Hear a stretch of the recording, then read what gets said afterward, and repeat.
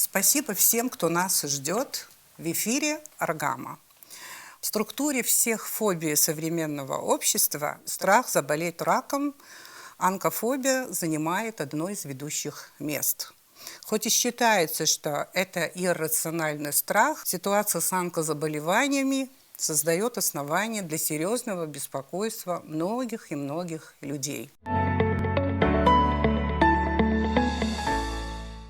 Спасибо, Эдуард Валерьянович. Я знаю, что вы провели большой форум, первый, абхазский, медицинский. Я думаю, что вы пока даже не успели отдохнуть после этого мероприятия, и вы согласились сегодня прийти к нам на эфир. Это, во-первых. Во-вторых, еще благодарю за то, что вы решили для нас очень важный организационный момент для эфира, обеспечив участие в нашей передаче, в нашей программе исполняющего обязанности главврача Республиканского онкологического центра Нарта Гамки. Да. Вот мы знаем, что Нарт Валерьевич за короткое время в этом центре, думаю, что очень повлиял на ситуацию, которая была в больнице, но, по-моему, общение со СМИ он воспринимает как пиар, очень скромный человек, но большой труженик и хороший специалист. У нас самые такие замечательные отзывы о его работе, но привести его на эфир нам не удавалось, и сегодня это произошло. У нас в гостях министр здравоохранения Будба Эдуард Валерьянович, исполняющий обязанности главврача онкологического центра Гамки Нарт Валерьевич. В нашей передаче принимает участие профессор-онколог, член, по-моему, всех ассоциаций: российская, европейская, американской ассоциации онкологов, и член Российского общества химиотерапевтов, член-корреспондент Российской академии естественных наук Когоня Лали Михайловна. Здравствуйте. Здравствуйте. Спасибо, что вы пришли к нам.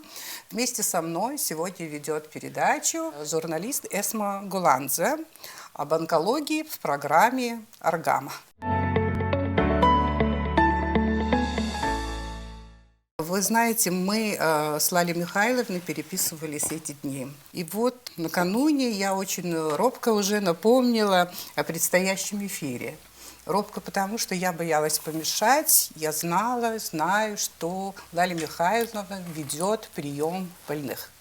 Она приехала в Абхазию и помогает нашим больным. И я получила такой ответ. Только завершила прием, но я вам написала СМС, не стала звонить, да? Завершила прием больных в онкоцентре, не слышала звонка, извините. Вот так и было. Профессор, да, я цитирую ваши слова. Но мы, наверное, сегодня обсуждение проблемы онкологии, вообще онкологии прежде всего, конечно, да, вот в Абхазии. Начнем с министра, потому что наш главный чиновник по здравоохранению провел очень большое мероприятие, я уже упомянула, это первый Абхазский медицинский форум. Что этот форум значит для нас и какие выводы и результаты можно уже огласить? Вам слово, Эдуард Валерьянович. Спасибо за вопрос. Хотел бы поприветствовать всех присутствующих в студии и сказать огромное спасибо за то, что мы в очередной раз были приглашены на площадку государственного абхазского телевидения. Это для нас очень важно и очень почетно. Добрый вечер всем нашим телезрителям, которые нас смотрят. Да, действительно, 24-25 апреля 2023 года проходил первый абхазский медицинский форум на территории Республики Абхазия. Очень важное знаковое событие для всего медицинского сообщества Республики Абхазия. Проходил в здании Кабинета министров, вы знаете, на большой площадке с поддержкой руководства страны, при личной поддержке президента Аслана Георгиевича Бжаня, при поддержке нашего премьер-министра страны Александра Золотинского Анкваба. Без вот таких вот наших сильных лидеров не получилось бы, наверное, нам сделать такой форум. И дальше я хотел бы сказать о наших гостях из Российской Федерации. Приехали 5 академиков с российской стороны, приехали 4 члена-корреспондента Академии наук, приехали ведущие профессора, заведующие кафедр, люди, которые практикуют, мануальные терапевты, травматологи, нейрохирурги, челюстно-лицевые хирурги, стоматологи. Очень большой, так скажем, в скобках десант прибыл на территорию Республики Абхазия впервые в таком составе. Они даже сами потом, сначала кулуарно, а потом широко и на телевидении сказали, что даже в таком составе мы на российских конференциях не собираемся, потому что если идет тематическая конференция, 1-2 тематических академика, когда присутствует, это очень серьезно. 3 это вообще очень круто. У нас было 5 академиков, 4 члена-корреспондента и ведущие профессора. Помимо того, что мы проводили доклады, там, дискуссии, задавались вопросы, все это освещалось абхазским телевидением, за что, Елена Шотовна, вам огромное спасибо и всему вашему коллективу. 2 суток станция ПТС стояла, снимала, отснимали весь этот материал.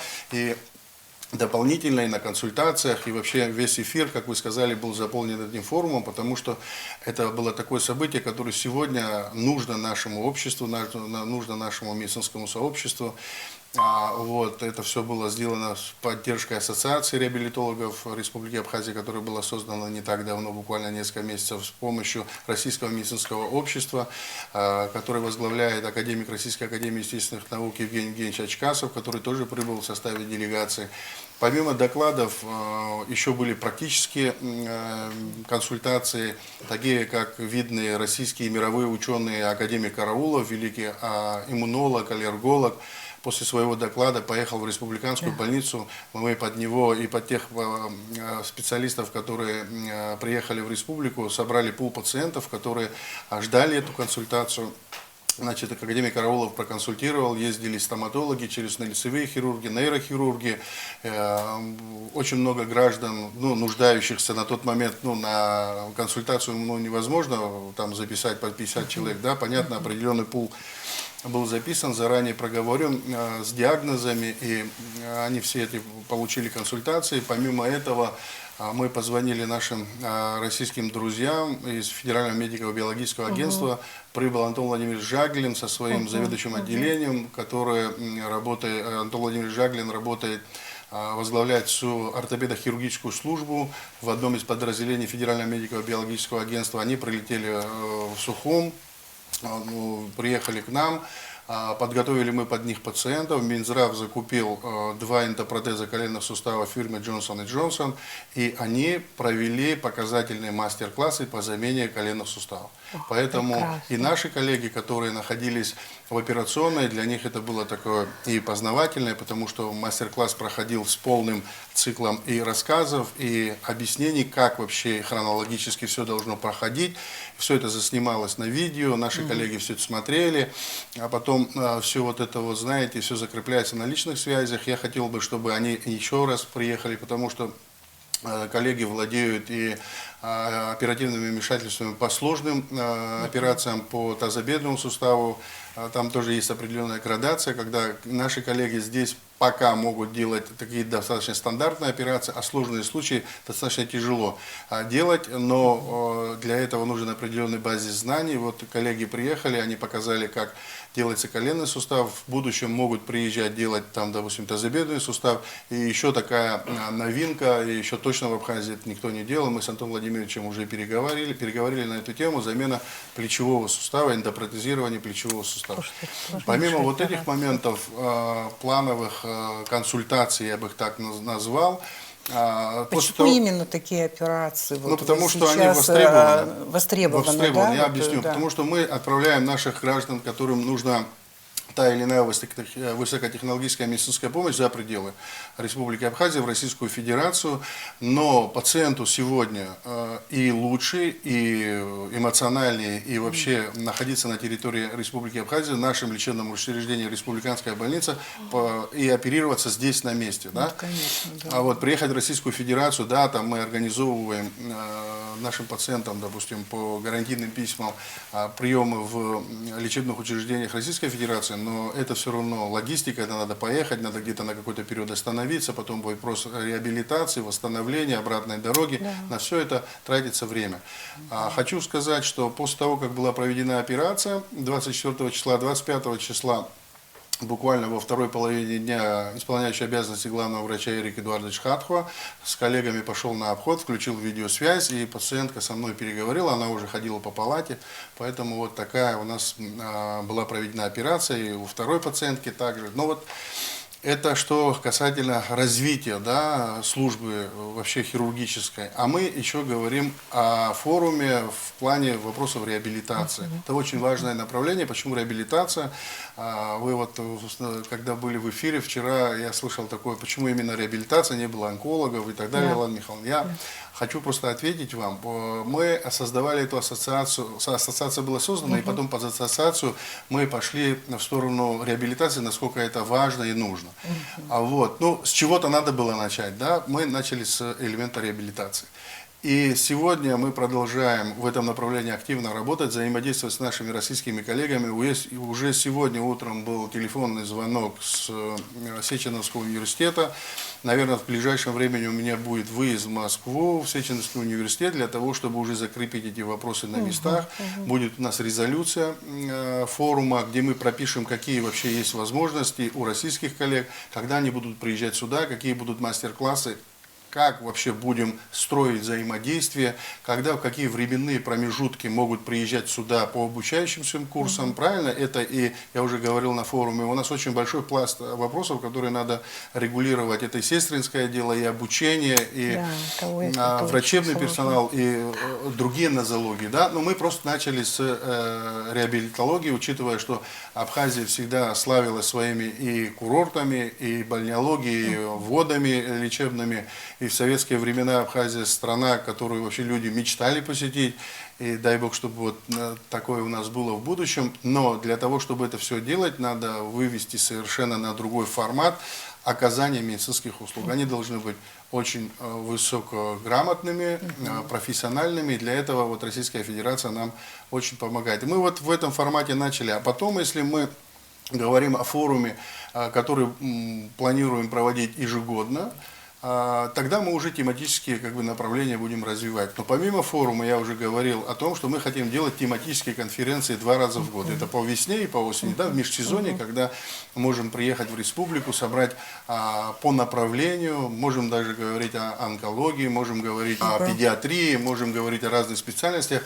Вот вчера буквально ночью разговаривал с академиком Иваном Сократовичем Стилиди, руководителем онкоцентра, который находится в Москве, ведущий центр. Он мне сказал, что он планирует в июне месяце посетить Абхазию. Если вот он сюда приедет, мы, наверное, все вместе встретим его, и его мнение, его вообще видение о развитии онкологической службы нам будет очень важно, поэтому мы попросим, наверное, Ивана Сократовича посетить онкологический национальный центр, посмотреть своими глазами, что было, что сделано и какие у нас планы по развитию. Учтем пожелания великого академика, который по сей день оперирует, находится в операционной ежедневно. И вот в этом направлении мы тоже работаем. И когда будут тематические, тогда, Лаля Михайловна, мы всех специалистов задействуем. И мне вдвойне приятно, что сегодня находится здесь в студии Лаля Михайловна Кугония, человек, которого я знаю очень давно, который очень много, десятков лет помогает всем людям, и в том числе нашему гражданину, неважно какой национальности, прибывшему из Республики Абхазия в город Москву, и не понаслышке знаю, как трепетно вы относитесь ко всем пациентам, и просто чисто по-человечески хотел бы вас поблагодарить. В интернете очень много информации об онкологических заболеваниях. Я не хотела бы дублировать электронный ресурс. Много чего мы начитываем перед тем, как провести вот такое вот обсуждение со специалистами. Ну, вот из всего, что я читаю, очень много эмоций, и, наверное, они имеют основание. Очень многие пишут, говорят о том, что рак наступает, рак молодеет. Ну, разные, вот разные говорят. А вот от вас, Лариса Михайловна, очень хотелось бы услышать как раз-таки ваше понимание ситуации с онкологическими заболеваниями. Что на самом деле творит сегодня онкология? Я очень рада всех приветствовать, потому что, вы знаете, я достаточно большой промежуток времени отсутствовала в Абхазии и попала, как это неудивительно, в первый же день своего пребывания на форум, о котором мы сегодня говорим. Это небольшая девиация. Потом мы приступим к онкологии. И я была, честно вам скажу, удивлена масштабом того, как это было сделано и каким качеством все это веяло. Это очень важно, и хочу, конечно, вам задать вопрос, как вы это сделали. Это потом кулуарно, пожалуйста, расскажете. Это невозможно просто. Но, тем не менее, поздравляю Абхазию с таким министром. Искренне это говорю, потому что я вообще восхищена той молодежью, которую я встретила вчера в Академии наук, где у меня была беседа с аспирантами, начинающими детьми в науке, начинающими какую-то работу. И вы знаете, я такая воодушевленная пришла, что мне казалось, у меня крылья за спиной выросли, настолько я уверена в том, что в этой стране такие дети поднимут очень большие пласты. Так что министр – это первая ласточка, я думаю, дальше у вас будет все еще лучше, у нас будет все еще лучше. Ну, относительно вопросов онкологии, эти вопросы всегда актуальны, потому что сердечно-сосудистые заболевания и рак – это две самые страшные вещи, от которых любая популяция населения приходит в ужас. Но я вам должна сказать, уважаемые коллеги, что очень уважаемая такая существует огромная организация, собирающая данные по заболеваемости и смертности во всем мире. Она называется Глобокан. И вот она в 3 года раз публикует данные о том, как изменяется заболеваемость и смертность. И удивительная вещь, за последние 2 года отмечено возрастание заболеваемости, то есть это первичные случаи рака, которых стало больше, но при этом кривая смертности пошла резко вниз. Это говорит о том, что мы за последние 10-15 лет достигли высочайших успехов как в использовании новых диагностических методик, так и в использовании адекватного специального лечения. Поэтому говорить о том, что сейчас рак – это страшно, фатально и все закончилось, ни в коем случае нельзя. Я как пример привожу историю, когда уставший доктор-онколог, ну, представьте меня, когда я принимаю 30 больных, к концу рабочего дня, я думаю, что вы представляете, насколько я устала, и ко мне заходит на прием дама, очаровательная, прекрасно ухоженная, великолепно одетая, и так небрежно мне говорит, что, показывает мне документы и говорит, что у нее заболевание молочной железы 4-й стадии. Вы знаете, по-моему, мне больше помощь нужна вот в этот промежуток времени, нежели ей, настолько она адаптирована к заболеванию. Мы очень серьезно работаем не только в плане использования специальных методов, но и использования психологической помощи этим больным. Поэтому, когда мы с вами рассказываем о пациентах, живущих с 4-й стадией заболевания 10, 12 и 15 лет, это уже не сказки, это те реалии, в которых мы с вами живем. К ним надо адаптироваться и не бояться показаться врачу, если есть какие-то настораживающие моменты. Я просто напомню, что мы с Алией Тимуровной Адлиба, заведующей отделением химиотерапии Национального центра, в программе по радиовещанию «Спутник» сделали анонсирование профилактического осмотра, пригласили население на то, чтобы можно прийти и получить некую консультацию, хотя бы профилактического толка. Вы знаете, мы ожидали, что придет человек 20, пришло 8 человек. Причем это люди достаточно глубоко больные, и это немножко озадачило Алию Тимуровну. Она говорит, почему они не пришли, почему это невозможно сделать так открыто. Неловкость, что увидит сосед, я пошел в онкологию на профосмотр, и что обо мне подумает. То есть это ментальность, которую надо, конечно, менять. Поэтому вот я пользуюсь, я сразу, знаете, так резко, пользуясь присутствием замечательного нашего министра, замечательного нового главного врача, я надеюсь, вы меня услышите и поймете, почему бы нам не объявить онкологию, вот, например, следующий год годом онкологии в Абхазии, потому что мне так стыдно, когда в онкологии у нас, да, я слышу, вот из Абхазии привезли опять тяжелейшего больного, то есть уже там делать нечего, его привезли в тяжелом состоянии.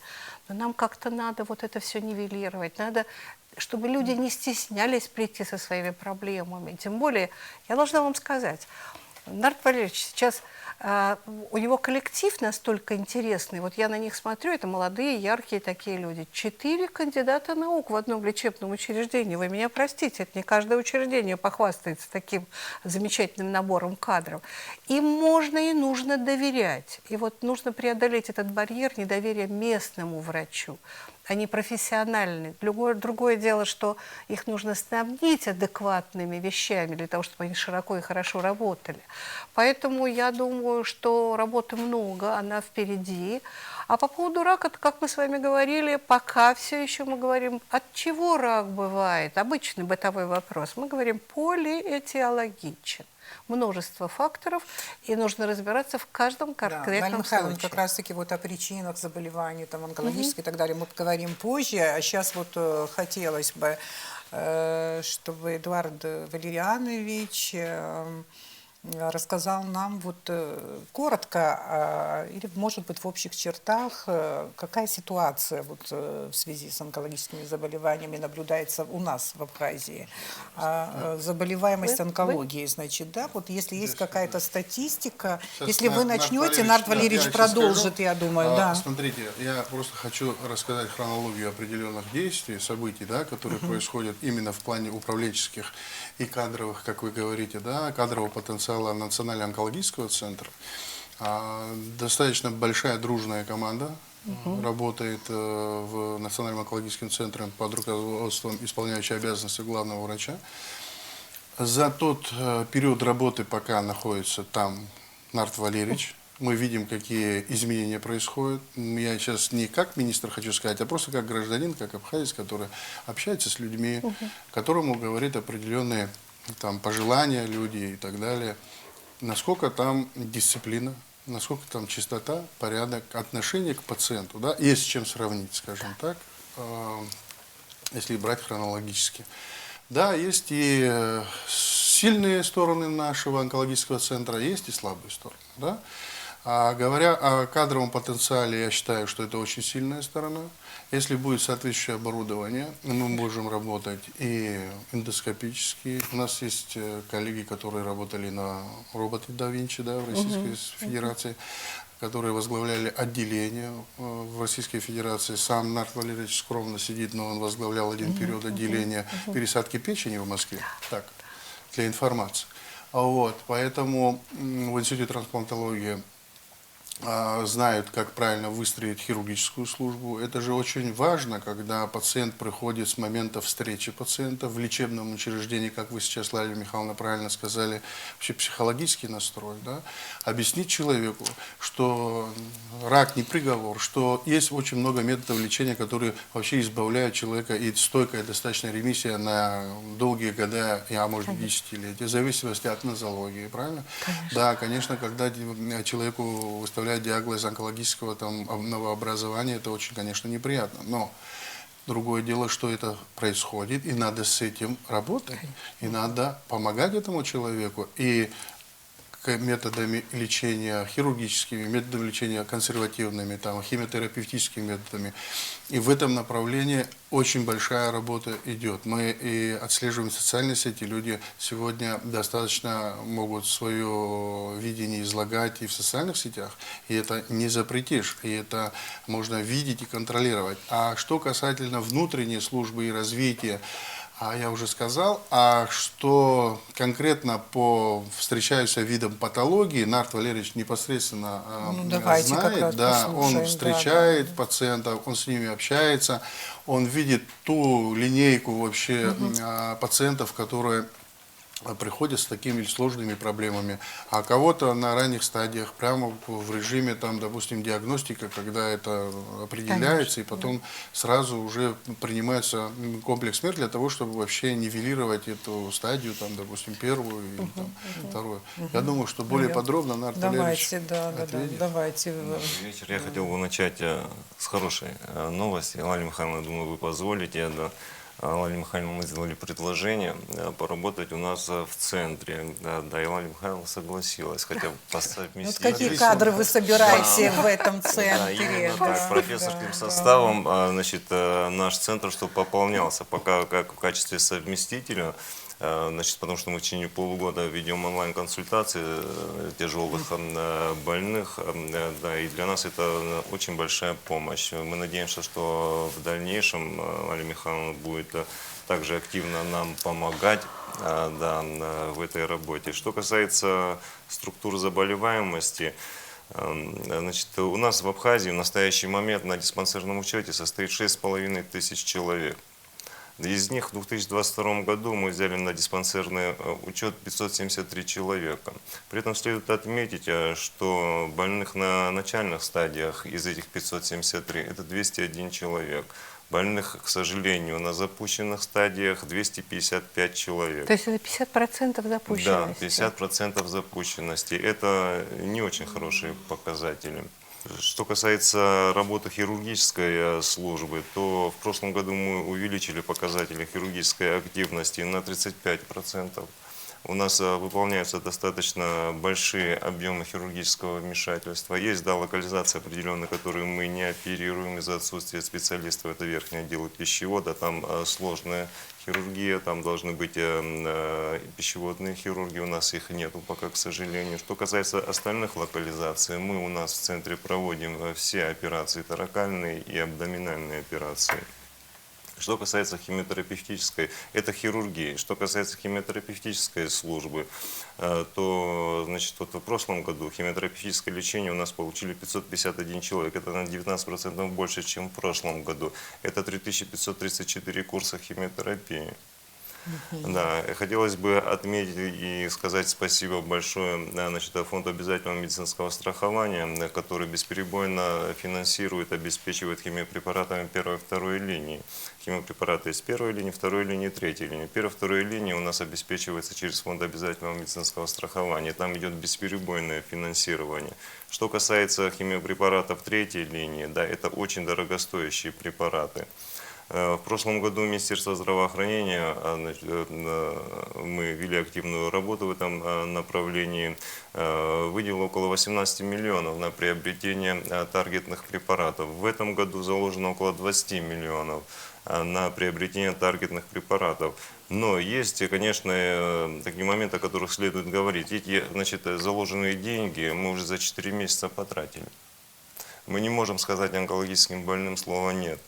Когда больной приходит, ему эти препараты нужны, да, мы пишем заявки, мы в тесном контакте сотрудничаем с сотрудниками Министерства здравоохранения, с отделом лекарственного обеспечения, с Абхазфармацией, индивидуально подходим к каждому пациенту. Но, к сожалению, это очень дорогостоящие препараты. Так, прикидочно мы посчитали, да, в год около 130-140 миллионов нужно на приобретение таргетных препаратов, потому что в настоящее время 80 человек, значит, получают таргетную терапию у нас в Абхазии. Это очень колоссально большие деньги. Ну, сколько таргетная терапия на одного человека, скажите, чтобы наши Нет, телезрители нет, знали. это по-разному бывает. Да. На одного человека может уйти 3 миллиона, на один курс Вот, может уйти. я это имею. Одна инъекция может стоить 700-800 тысяч, и при этом надо вводить каждые 2-3 недели. И при этом особенность здесь такая, что эти таргетные препараты надо вводить день в день. Если продлить там где-то на 2-3 дня, там, на неделю, ладно, но если дольше, то это уже эффект от лечения фактически нивелирует. И сейчас вы знаете, что происходит в мире, да, экономические санкции, очень много логистических проблем. Вот больные приходят, дайте нам препарат. Министерство здравоохранения связываемся, деньги есть, найти невозможно. В самой Российской Федерации идет дефицит этих таргетных препаратов. Те резервы, которые есть в клиниках Российской Федерации, на складах в Российской Федерации, они оставляют себе, потому что у них тоже больные есть. И логистические проблемы достаточно сильно усугубили ситуацию. Даже если есть деньги, найти препарат именно в срок да, не представляется возможным. Я хотел бы отметить, что не все, значит, республики постсоветского пространства могут похвастаться таким обеспечением химиотерапевтической службы. Значит, с момента поступления больного до момента начала химиотерапевтического лечения у нас проходит очень минимальное количество времени. В течение недели, да, мы уже начинаем химиотерапевтическое лечение. Если сравнить это с другими странами, где люди неделями или месяцами с талончиками сидят и ждут приема онкологов, да, ну как есть, да, у нас это гораздо происходит быстрее, но есть определенные проблемы именно с этими таргетными препаратами, с дорогостоящими. Значит, согласно соглашению между Министерством здравоохранения Российской Федерации и Министерством здравоохранения Республики Абхазия было подписано соглашение в 2018 году об обслуживании наших пациентов, то есть граждан, которые имеют, значит, российское гражданство и постоянно проживают на территории Республики Абхазия, что они по полису ОМС получают бесплатное лечение на территории Российской Федерации. Это с 2018 года подписанное соглашение. Однако там камень преткновения было нормативно-правовые документы. Гармонизация именно нормативно-правовых документов. Форма номер 57. Но вот благодаря Эдуарду Валерьяновичу, который активно принимал участие в этом, удалось достигнуть определенных положительных моментов с этой формой номер 57. И теперь мы отправляем больных на лечение, бесплатное лечение, подчеркиваю, на территорию Российской Федерации. Но тоже этот процесс только он шел вялотекущий. Да, сейчас этот процесс идет более активно, но все равно возникают определенные проблемы. Да, вот если человек поступает, например, к нам с другого стационара, конечно, мы собираем консилиум.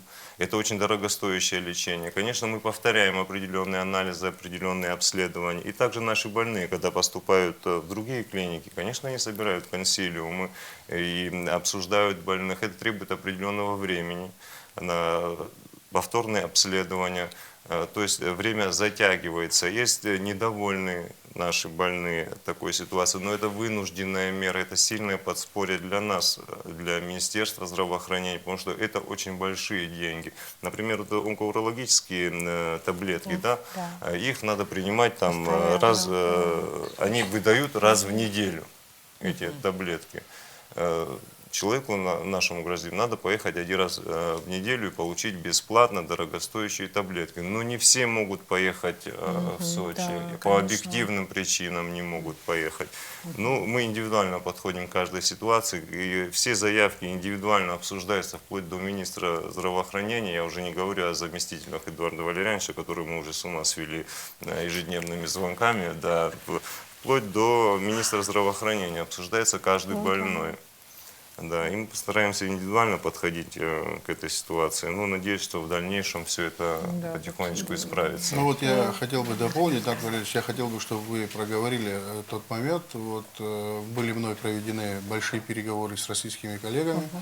И в частности мы вышли на Сочинский онкологический диспансер. Поехал Эдуард Валерьевич по поручению совместно с руководителем лечебного отдела направления и руководитель направления фармацевтики Минздрава, и переговорили о том, что имеющие полиса и гражданство могут получать эти препараты на территории диспансера, да? Да. В Сочи. Эдуард Валерьевич, вот ваш визит, поездка, вы просто более подробно нашим телезрителям, потому что я вам хочу сразу сказать, что это все настолько, вот мы хотим адаптировать, чтобы это было комфортно нашим пациентам, но есть вещи финансово емкие, да, мы понимаем. И проехать в Сочи и получить препарат, вернуться, да, ну, логистика определенная, да, там, это не, условно говоря, не в Москву поехать, но некоторые пациенты категорически не хотят ехать, не потому, что они там, ну, вот как-то он говорит, я привык здесь получать. Дайте мне здесь. Такие случаи тоже присутствуют. Я еще хотел, прежде чем Эдуард Валерьевич скажет, у нас еще определенное количество пациентов, учитывая нашу доступность и скорость получения химиопрепаратов, вернулись в Республику Абхазия с Российской Федерации. И то количество это очень тоже, важный показатель. Да, очень вот сейчас важный. я думаю, в этом ключе Эдуард Валерьевич тоже пусть скажет, что... Значит, мы были с делегацией Министерства здравоохранения в Сочи. На уровне личных контактов познакомились и с главным врачом, и со всеми заведующими отделением. И основной посыл нашей поездки, да, понятно, что они там, они обязаны, если так говорить, они обязаны проводить бесплатное лечение этим пациентам, потому что выделяется определенная сумма Краснодарским краем по УМС. Но вы знаете определенные бюрократические моменты, да? Там идет поток больных.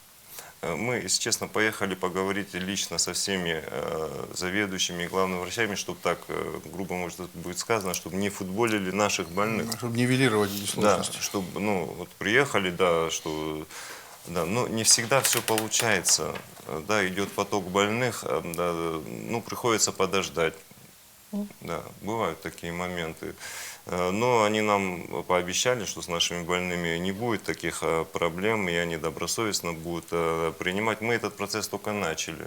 Вот где-то в течение месяца мы уже послали 13 человек туда, и все проходят лечение. Это касается не только таргетной терапии, это касается и лучевой терапии, это касается и онкогематологии, тех специальностей, которые у нас нету. Онкогематологии специалистов у нас нету по онкогематологии. Лучевой терапии это вообще отдельная тема, о которой мы сейчас будем говорить. У нас вообще лучевой терапии в Абхазии нету. Это очень большая проблема для наших больных, но я надеюсь, что в Простите, будущем даже это... близкофокусной нет? Вообще никакой? Близкофокусные есть. А близкофокусная как активно используется? 10 человек в год прошли всего лишь. Да. Можно сказать, нету Ну да, лучевой считаем. терапии. Да. А лучевая терапия, как бы всем известно, да, это 3 кита основных: хирургия, химиотерапия, лучевая терапия. И они все вместе идут, ну, одно без другого. Это фактически да, Комплексно. недолеченные больные. И нам приходится отправлять их в Сочи. Благо их там принимают.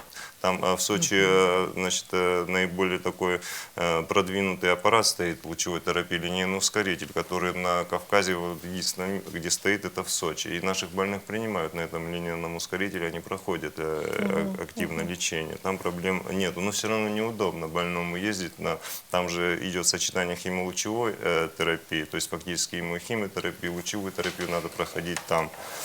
Да. Ее у нас нет, потому что вы же понимаете, что мы не специалисты, и основная наша аудитория, которая нас слушает, тоже не поймут, потому что специалистов нет, или Нет оборудование, или оборудования. средства Значит, нужны линейный большие. ускоритель это очень дорогостоящее Ну вот, значит, вот, удовольствие. давайте. Сам аппарат стоит около 350 миллионов, только один аппарат. Под него еще нужно построить здание соответствующее. Которая Да. нивелирует вредность. Вы понимаете, что Да. это саркофаги, И, там очень да, серьезно. поэтому Надо, чтобы это- люди понимали. Да. Это финансово емкое мероприятие. Я надеюсь, в будущем у нас появится лучевая терапия, и наши больные не будут да, мучиться так, и не будем мы их отправлять в Сочи на дальнейшее лечение. Что касается поездки в Сочи, мы довольны поездкой. Да, нам пообещали, по крайней мере, что наших больных будет там беспрепятственно принимать. Процесс только начался. Да, там есть определенные моменты, когда начинается вся эта работа. Ну, я думаю, эти все моменты будут нивелироваться. Некоторые больные недовольны, прямо вот я скажу, что недовольны поездками. Но это я еще раз обращаюсь к гражданам, это вынужденная мера. Это очень сильное подспорье для нас, потому что государство не вытягивает такую дорогостоящую терапию пока что. И поэтому мы вынуждены, благо Россияне да, идут навстречу конечно. и не отказывают. Конечно, огромное за это им спасибо.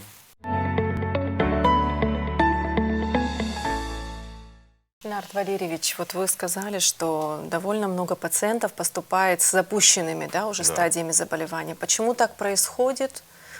И какие на это причины? Значит, конечно, мы сейчас вернемся к вопросу, да, мы еще этот вопрос не затрагивали, вопрос ранней диагностики. Почему это происходит? Это все отсутствие ранней диагностики. То есть, если это говорить о диспансеризации населения. Мы с министром здравоохранения активно прорабатываем и с заместителем министра здравоохранения вопросы масштабной диспансеризации в нашей стране, особенно постковидный период. Чтобы мы знали, чем болеют наши граждане. Это касается не только онкологии, это касается всех остальных тоже нозологии. И такая масштабная диспансеризация, она планируется в республике. Но я хочу, чтобы вы поняли, это не просто так поехал, там больного посмотрел, 2-3 человека пришли, ушли. То это В никому какой не форме нужно. она будет В какой проходить? форме будет проходить диспансеризация? Будут ли это выездные бригады? Будут ли больные приглашены сюда? Это все вопросы прорабатываются. Мы сделаем так, я надеюсь, что это будет удобно для больных. Во-первых, здесь большую роль будет играть средства массовой информации. Когда мы подойдем к этому вопросу более близко, да, мы вас тоже будем привлекать, потому что просветительская работа – это основное вообще, чтобы люди знали. Во-первых, люди должны знать, что это все, это диспансеризация, она бесплатная для всех граждан. Почему люди не идут у нас обследоваться? Потому что не имеют, как они говорят, денег не имеем, туда поехать не можем, приехать не можем, и пхосчет, и отзом. Чтобы вот эти все моменты нивелировать, да. Еще и бояться, вот это, по-моему, самое главное, бояться. Ну, для того, Бояться, чтобы, да. Народ Валерьевич, если этот, вы закончили? Или, Ну, вы вот, можете продолжить. да, я к чему говорю, это вот чтобы ее делать, надо очень серьезно подготовиться. Да, Для этого нужна определенная финансовая составляющая, первое. Второе, техника нужна. Когда ты выезжаешь на диспансеризацию, когда тебе приходят люди, да, надо сделать рентген, условно говоря, надо взять анализы крови. Ну, какой-то скрининг надо, да, там набор должен быть. Мы же не можем просто приехать, там, сделать вообще анализ крови, там, поговорить и так далее. Беседа с пациентами, жалобы такие. Потому что во время очной консультации врач может заподозрить. Не всегда анализы показывают суть заболеваемости. Да? Почему врач должен проконсультировать? Специалисты того или иного профиля должны приехать, посмотреть пациентов, поговорить. Может, человек сразу может сказать, что его что-то беспокоит, а что-то выходит в режиме просто консультации, когда врач уже понимает, что есть сложность, но человек не договаривает, и тогда он как бы выводит его на ту проблему, которая у него есть. Ну, правильно Народ Валерьевич сказал, зны и пхачные дзон. А бриги хаму пьяшины. Очень много факторов. Насчет ракового регистра. Мы, значит, в течение последнего года создали раковый регистр. Он у нас Слушайте, в Абхазии, молодцы он какие. был так в электронном варианте, но мы его доработали, мы пригласили специалиста с Министерства здравоохранения, создали специальный сервер. Да, и у нас есть раковый регистр, где мы фиксируем всех больных, фиксируем не просто перечисление больных, а стадию заболевания, методы лечения и так далее, и так далее. Доступ к этому регистру имеют всего 2-3 человека. Соответственно, доступ должен быть ограничен к таким данным. Ну, мы можем Да, это закрытая информация, но она у нас есть. У нас все компьютеризировано, мы все это фиксируем. Значит, в дальнейшем, так если говорить в перспективе, мы хотим в нашем центре наладить такую вещь, как электронная история болезни. Потому что, значит, это бумажная волокита, которая идет, да, это отвлекает врачей. Да, у нас все врачи, кстати, мы не поговорили о дефиците кадров, у нас очень большой дефицит кадров. Да, у нас единственный гистолог на всю республику. Не дай бог, как Ехера были. Да. Вся гистологическая служба становится. Это единственная гистологическая лаборатория в республике. Да, она оснащена очень хорошо, гистологическая лаборатория. Мы можем выполнять иммуногистохимические исследования. Это исследования на молекулярно-генетическом уровне. У нас все условия есть и специалист есть. Там проблема с реагентами. Достать эти реагенты трудно. Но сейчас вот с Абхазфармацией ведется активная работа. Я думаю, в ближайшее время мы получим эти реагенты и мы будем выполнять иммуногистохимическое исследование здесь. Потому что, как вам известно, в республике, в самой столице есть много очень частных лабораторий, где тяжело больным ходить в частные лаборатории. Мы вынуждены их отправлять туда. Потому что без иммуногистохимического исследования не проведешь адекватную химиотерапию. Это уже стандарт. Да, и мы вынуждены отправлять больных в частные лаборатории для выполнения. Да, это тоже проблема. Но эта проблема активно решается. Вот мы с министром здравоохранения обсуждали этот вопрос. Вообще никаких нету препятствий финансово купить эти реагенты. Их невозможно найти. Это очень сложные реагенты для выполнения иммуногистохимического исследования. Вот буквально перед приездом сюда, сейчас мы говорили с Абхазфармацией, с руководителем. Вроде есть подвижки, нашли фирму, которая нам поставит, но все равно время транспортировки. Да, я думаю, эта проблема решится. Я возвращаюсь к дефициту кадров. У нас очень большой дефицит кадров. У нас специалисты в единственном экземпляре. Да. Дружный коллектив, мы друг друга всегда подстраховываем, но все в единственном экземпляре. Нам не хватает химиотерапевтов. Нам, ну, хирургическая служба более-менее, да, не хотят люди идти работать в онкологию. Есть такое понятие, как эмоциональное выгорание, да, вы прекрасно знаете, да, онкологи, которые долго работают, что потом происходит с этими врачами. Это отдельная тема. Это отдельная тема, да, так же, как и тема, хочется обо всем здесь поговорить, так же, как тема паллиативной медицины, это да, тоже отдельная такой тема, пласт, которая у нас да. вообще отсутствует. Я знаю, что вы являетесь членом общества паллиативной медицины, даже председателем, по-моему, да? Вот это в Подмосковье подо мной, Подмосковье, как да. я говорю. Да. Это отдельная тема, которая у нас вообще не развита, паллиативная медицина. Она нужна, эта паллиативная медицина, потому что больные, вот, которые с 4-й стадии заболевания, основная цель паллиативной медицины – это увеличение продолжительности и улучшение качества оставшейся жизни. Наша основная цель, чтобы эти больные не мучались, чтобы они не испытывали болевого синдрома. Это вообще отдельная ипостась, о которой можно говорить длительно. У нас есть все препараты для обезболивания, но сама служба, но это не означает, просто дал ему это самое наркотические препараты, выписал, и все, и он пошел домой. Это социальная проблема, это государственная проблема. Смотреть за этими больными. Но я надеюсь, что в будущем потихонечку этот вопрос тоже будет решаться. Есть более первостепенные, я вот все перепрыгиваю с темы на тему, да, насчет дефицита кадров. Вот сейчас мы с министром здравоохранения говорили, в этом году заканчивают наши абитуриенты университет. 2 человека заявили желание пойти в онкологию. И Министерство здравоохранения все делает для того, чтобы они пошли бесплатно ординатуру ведущих вузов Российской Федерации, и чтобы они вернулись. Главное, чтобы они вернулись. Вот это Вернулись, замечательно. Да, они хотят. Это будет условие. Ремарка Это такая, будет да. условие, да, они должны вернуться сюда и работать здесь во благо наших граждан. Так должно быть. Для этого надо создать условия работы. Да, почему молодые врачи, я знаю очень много молодых врачей, вот, там, в госпитале мы работали, прекрасные врачи, но условий работы нет. Ну, конечно, он останется работать там, где у него есть условия. Надо создавать условия для наших кадров, чтобы они возвращались сюда, домой. Ну, работа ведется, она кропотливая работа, это не все так сразу. Мы хотим все сразу, но все сразу не получается. Потихоньку, да, маленькими шагами, я думаю, мы достигнем определенного результата, еще более лучшего, чем сейчас, но для этого нужно определенное время. Да, может, у нас что-то не получается, пусть наши больные нас поймут и сильно на нас не это самое, но мы стараемся. Мы стараемся индивидуально подойти к каждому больному. Есть нюансы, где мы хотим помочь, но не можем. Есть такие уже стадии заболевания, я даже так сказал бы, где уже спецпомощь не показана. Я возвращаюсь к паллиативной медицине. И сказать человеку, иди домой умирать, да, кто-то же должен это говорить. Да. Это еще форма преподношения должна быть. Люди разные бывают. И мы сталкиваемся каждый день с такими ситуациями.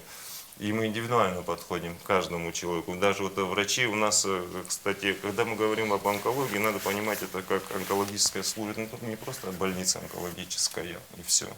Да, это онкологическая служба республики. Чтобы правильно это все расставить по местам, по районам, опять дефицит, мы сталкиваемся с дефицитом кадров. В каждой районной больнице должен быть онколог. Должен быть смотровой онкологический кабинет. Да, онколог по району должен знать всех онкологических больных, которые стоят на учете, знать, кто какие да, вести. Нету онкологов. Мы не можем их собрать. Поэтому эту функцию выполняют обычные врачи. Дай Бог им здоровья и большое им спасибо. Мы с ними контактируем чуть ли не каждый день, потому что это все очень тяжело. Я не вот хочу говорить о всех этих самых, да, вы вырежете здесь те, которые нет, где я говорю плохо. Просто да. вы видите, мы даже не вмешиваемся, Да. потому что это все Можно я нужно добавлю, очень. потому что вот видите, вы первый раз на телевидении, Нарт Я Владимирович. нервничаю. Он не первый раз на телевидении. Я имею в виду Не, с ну, в этой таком темой. формате, Вот конечно, в таком первый формате, я раз, так да, понимаю, да, вы первый раз. да, Посмотрите, отлично. вы раскрылись. Это очень важно, потому что донести материал, ведь это тоже очень важная особенность. Я думаю, так как вы сегодня прекрасно это сделали, можно поздравить нашу республику с тем, что у нас есть вот такие специалисты.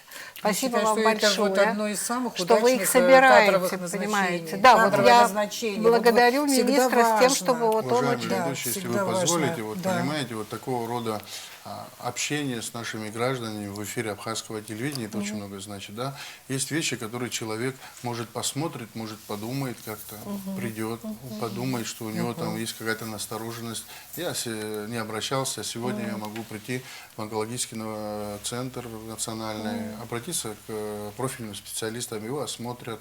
Это тоже элемент такой значимый, когда после нашей передачи, я думаю, мы посмотрим, сколько людей придут, скажут, что мы посмотрели передачу, вот и какая-то вот такая динамика положительная она должна быть. И не только с эфира абхазского телевидения, мы вообще социальные сети ведем, объясняем людям, стараемся и широко раскрывать эту вещь. Но онкология настолько очень тонкая грань, иногда люди закрыты и не хотят афишировать эту свою, условно говоря, болезнь. Это тоже присутствует. Но если есть сложность, ее надо решать. И мы готовы. Вы, если позволите, я просто, прежде чем прийти к ним на прием, посмотрела социальные сети. Для меня это очень большая характеристика, потому что я насчитала 722, там же цифры есть, 22 отзыва.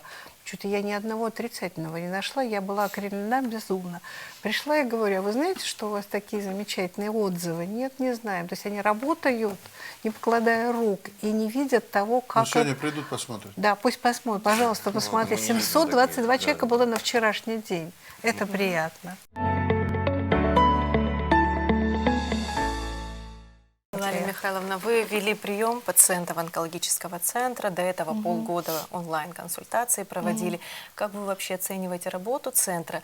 И вот методы лечения, они одинаковые с методами лечения в России? Понятно. Замечательный вопрос, потому что, я еще раз подчеркиваю, кадры замечательные, грамотность высокая.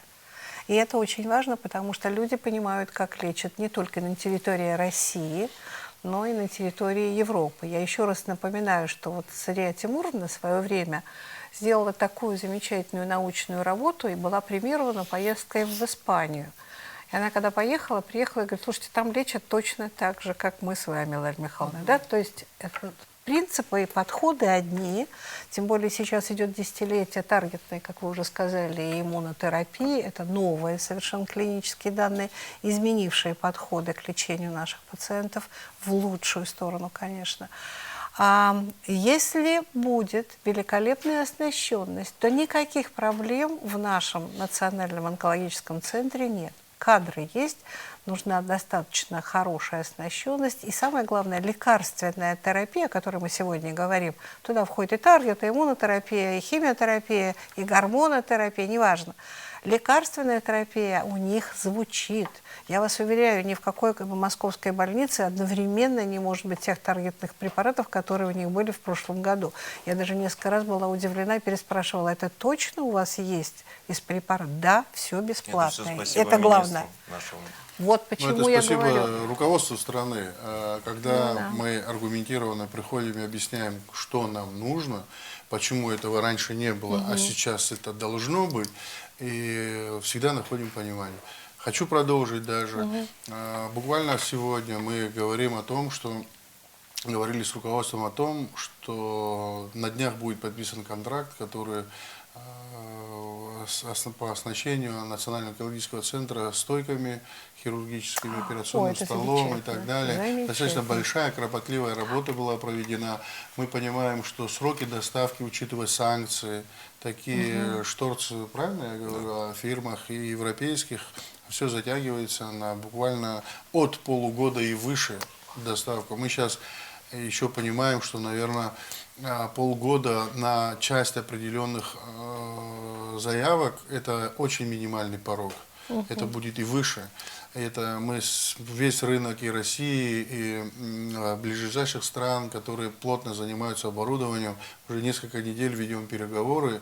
И вот Нарт Валерий знает, мы даже буквально несколько дней назад, ему звонили специалисты, спрашивали там лампу, которая вешается, насколько она должна быть там на сантиметр выше, ниже, потому что это пучок, это правильная настройка света, как в какой комплектации будет там стол, стойки, оборудование, которое помимо стойки еще расходные материалы, какой фирмы, как это все будет доставлено, в какие сроки. Все вот это вот в кубе мы сегодня, благодаря руководству страны, вот это вот, я думаю, получим. Да, финансово емкие, это все затраты, это больше 20 с лишним миллионов рублей будет на это потрачено, там даже больше, чем 24 миллиона рублей, скажем так.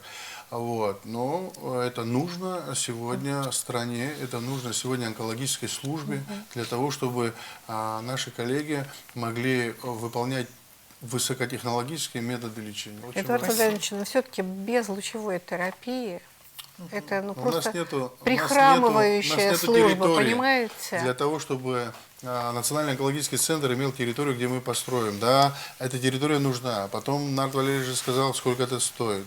Для этого надо построить здание, для этого надо да. привести это оборудование, потом научить специалистов. И если вот нас услышит уважаемое наше руководство до того, как я им сам лично об этом скажу, это очень важная проблематика. Да, мы не говорим, что это нужно вот сегодня, сейчас, но это ближайшая перспектива. Если такое будет, ну, мы сделаем большой шаг Очень в все развитии. финансово емко. Да. Вообще, когда приезжают люди в какое-либо государство и оценивают уровень развития здравоохранения, да, обычно смотрят на уровень развития онкологической службы. Так, это во всех странах так. Да, потому что онкологическая служба является высокотехнологичной. Да, и если в стране, ну я сейчас не про нашу страну говорю, приехали, вот делегация приехала, да, и смотрят на уровень развития именно потому, что это самое сложное. И если в этой стране это сложное находится на достаточно хорошем уровне, значит все здравоохранение находится на... Это не я придумал, это так везде. Да, это так есть. Я надеюсь, что в дальнейшем, в будущем, да, у нас будет лучевая терапия. Я уверен в этом, что у нас будет лучевая терапия, просто нужно немного времени, да, потому что это очень финансово емкое мероприятие, да, организовать лучевую терапию. И очень важный момент, чтобы эта лучевая терапия, это все было компактно для больных, удобно. Не надо, чтобы это было где-то далеко. Да, там, потому что больные ездят туда-сюда, или даже два квартала пройти для этих больных тяжело. Все это должно быть компактно, все это должно быть в одном месте. На одной территории желательно. Конечно, Желательно, да. Я конечно. надеюсь, что это все будет в ближайшем будущем.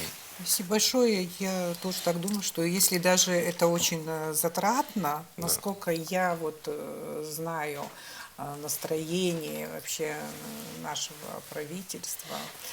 Сейчас не про правительство передачу, это понятно. Дело не в этом. Просто я вот очень давно сталкиваюсь с конкретными людьми, с их проблемами, заболеваниями и так далее. Я знаю, что насколько это возможно, всем пытаются помочь. Вот я не знаю, может быть, есть кому не помогли, они, в принципе, могут это мне в отзывах написать, ради бога, но стараются всем помочь, и поэтому надеюсь, что правительство прекрасно понимает, что надо в само здравоохранение вкладывать, чтобы такое большое количество людей, наших пациентов, мы не отправляли лечиться в Россию, потому что вы уже прекрасно сказали, насколько это неудобно для людей, насколько... Ну, понятно, я понимаю, что все направления здравоохранения или медицины в Абхазии развивать при наших ресурсах это невозможно. Почему мы пытаемся актуализировать проблему онкологических заболеваний? Потому что, вот на мой вопрос уже ответил очень хорошо Нарт Валерьевич, значит, это очень важный барометр, да. И, конечно, сердечно-сосудистые заболевания, о которых мы сегодня в этой передаче не говорим, но мы прекрасно понимаем, когда ты видишь, что рядом с тобой находились вроде бы здоровые абсолютно люди, молодые мужчины, и в 50 лет, в 55 внезапно они умирают, уходят и так далее, и мы помочь им не можем, и даже профилактические какие-то провести мероприятия, чтобы спасти жизни вот этих людей, этого поколения у нас не получается, понимаете, сколько проблем у нас. Вот, поэтому Можно, Ирина, в медицину нам, конечно, нужно вкладывать и вкладывать. Если позволите дополнить, да, мы сейчас говорим прицельно об оборудовании, которое нужно именно по тому списку, с которым мы должны работать. Да? Это вот эндоскопия, там, бронхо, колоны, гастро, там, стол операционный, весь операционный блок, начиная от лампы освещения и заканчивая теми позициями, которые сегодня необходимы хирургу в работе. Но это мы говорим сейчас об онкологии. Когда мы говорим о том, что надо вкладывать в здравоохранение, очень колоссальные ресурсы уже вложены в здравоохранение. Мы многократно на этой площадке мы говорили, какие были сделаны покупки и в ковид, несмотря на то, что был ковид и борьба с ковидом, все равно государство уделяло внимание внутренним проблемам и оснащались лечебные учреждения. Сегодня очень много оборудования уже в дороге, часть оборудования детской больницы уже поставлена эндоскопического. Там будет и гастро, и колоно, и эндоскопическая хирургия. У детишек это не было такого за 30 лет. Оборудование, а официально открыто вам говорю. Его сегодня нет в онкологическом центре, а в детской больнице есть. Значит, оно придет, частично уже поставлено, будет смонтировано. Мы все об этом скажем, покажем. Также мы уделяем внимание другим профильным нашим лечебным учреждениям, таким как онкологическая больница. Эндоскопически делается аппендэктомия уже в наших центрах, холецистектомия, по дежурству экстренные. Больные получают эндоскопическую помощь. Да, может, не в больших объемах, но мы уже начали это делать. Хорошо. Вы смотрите «Органу», мы обсуждаем онкологическую ситуацию в нашей республике. Очень много полезной и нужной информации для вас. Смотрите нас. Спасибо. Следующий вопрос. Просто я от многих людей вот слышу беспокойство, когда в семье кто-то болел раком и скончался, да, вот родственники начинают говорить о том, что это ужасно, это, наверное, наследственность такая плохая у нас, и у них вот это начинаются фобии, то, что мы онкофобией называем, да. И вот хотелось бы, чтобы вы, Валя Михайловна, разъяснили нашим зрителям легко и доступно, на самом деле, что значит наследственность в онкологических заболеваниях? Когда говорим о факторах развития злокачественных новообразований, то одним из факторов является генетическая предрасположенность. От нее уйти невозможно. И, как всегда, примером служит, вы помните, версии ассоциированной раки молочной железы, которую прославила Анджелина Джоли, актриса голливудская, которая с профилактической целью удалила себе обе молочные железы, потому что мама ее была носительницей этого гена и умерла от этого заболевания.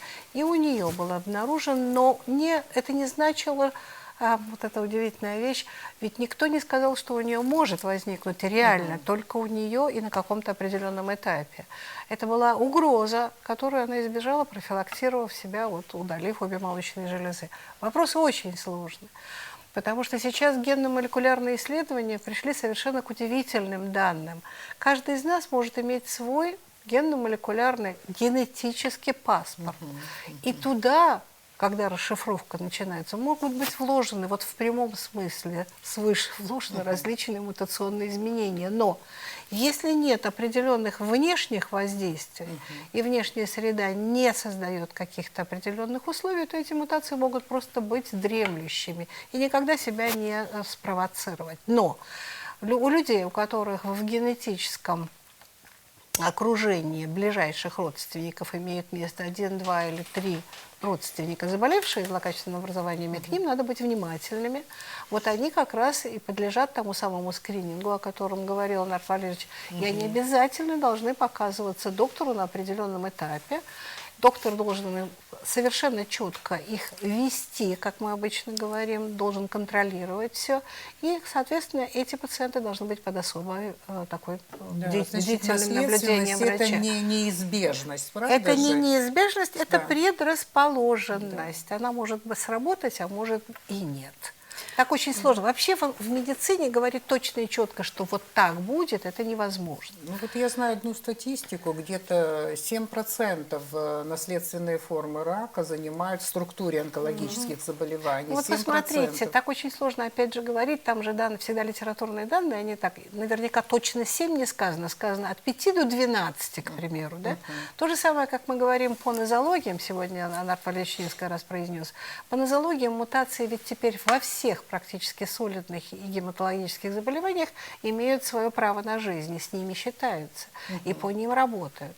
Ну, например, вот очень часто говорят по поводу РБ1, РБ2, мутация при раке молочной железы, там всего лишь 20% дам из общей когорты рака молочной железы подвержены наличию вот этой мутации. Понимаете, да, тоже в среднем. Это все в среднем. Это надо все индивидуально. Чем онкология удивительна и сложна? У меня, например, я не буду называть, ну, родственники, ближайшая семья, кстати, фамилия, так могу сказать, Когония. Отец, мать погибли от рака, и все 5 детей. Но это наше предыдущее поколение. Так вот, я моих братьев и сестер, да, двоюродных, троюродных, не могу собрать с тем, чтобы сделать этот паспорт, потому что боятся.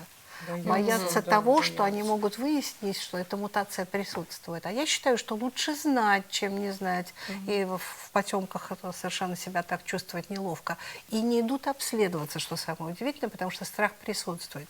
Еще раз для общей нашей аудитории, пожалуйста, не бойтесь диагноза. Это хроническое заболевание. Запомните, пожалуйста, раковые заболевания теперь отнесены к разряду хронических заболеваний, с которыми люди живут десятилетиями, но они требуют большого внимания, лечения и, по сути, свое лечение как большая серьезная работа, не только со стороны врача, но и со стороны пациента.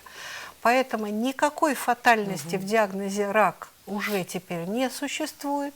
Надо понимать, что надо вовремя обратиться к врачу и надо вовремя за себя нести собственную ответственность. Потому что в Москву привезли молодую девушку, совершенно очаровательную внешне, но с распадающимся раком молочной железы.